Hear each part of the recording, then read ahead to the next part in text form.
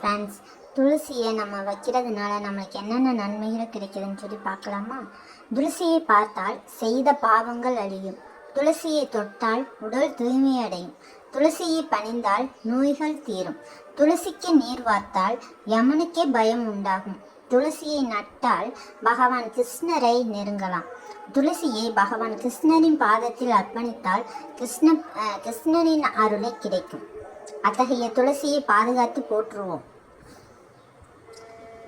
அடுத்து, துளசியை பறிக்கக்கூடாத நாட்கள் என்னென்னு தெரிஞ்சுக்கலாமா?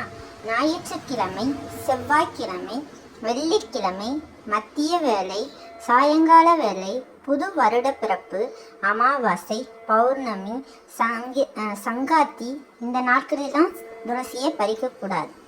துளசியை ஏன் பெருமாளுக்கு உகந்ததுன்னு சொல்கிறோன்னு தெரியுமா? துளசி பெருமாளுக்கு மிகவும் பிரியமானதாகும். பிருந்தா என்பது துளசியின் இன்னொரு பெயர். திருமாலின் மனைவிதான் துளசியின் செடியாக காட்சி தரும் பிருந்தா தேவி.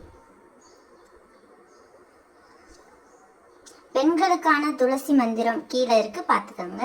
பெண்கள் துளசி மாடத்தில் விளக்கேற்றி கோலம் போட்டு பூ வச்சு இந்த மந்திரத்தை கூறினால் நல்ல கணவரை அடையலாம், தீர்க்க சுமங்கலியா வாழலாம், சகல சௌபாக்கியமும் கிடைக்கும்.